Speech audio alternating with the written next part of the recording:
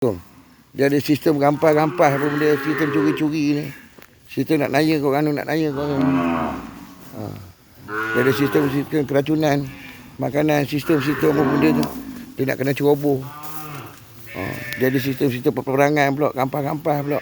Ada berperang kau ni, tak faham aku. Dia nak kena curi, kita ni nak kena tunduk dengan dia, kita ni nak kena beralah dengan dia.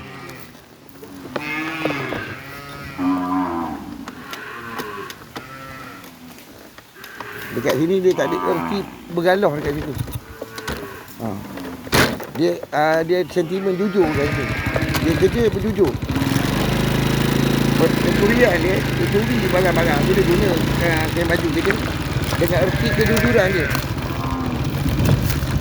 Sentimen dia itu honesty. Dia honestly ni kita tak tahu tanduk li ni macam mana.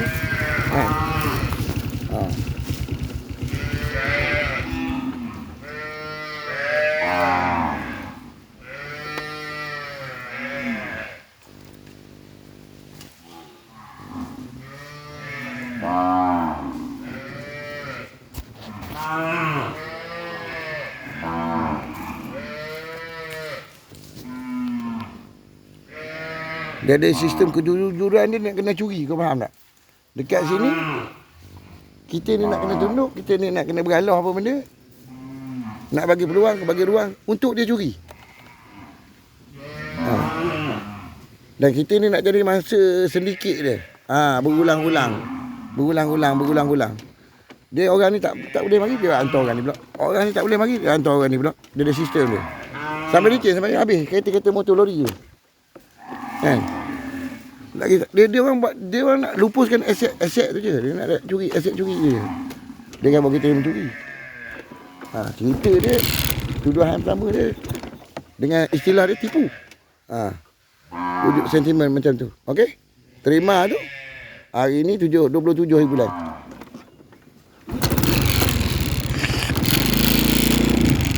27 hari bulan, insya-Allah. Kita kena hantar ni dulu. Balik ke pondok untuk bahasa di pondok. Sentimen dia. Macam ni ibu ni yang besar-besar ni, mana ada dia nak kena sentimen dia curi. Perempuan ni nak kena curi, dia nak kena lupus benda tu. Dia buat sistem perancangan kata. Okey, 5 tu dalam sistem perancangan dia.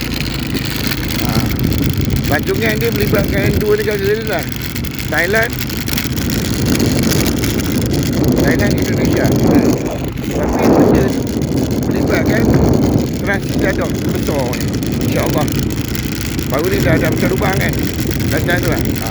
Itu sikit tau, itu sebahagian. Satu daripada 60 bahagian, 66 bahagian.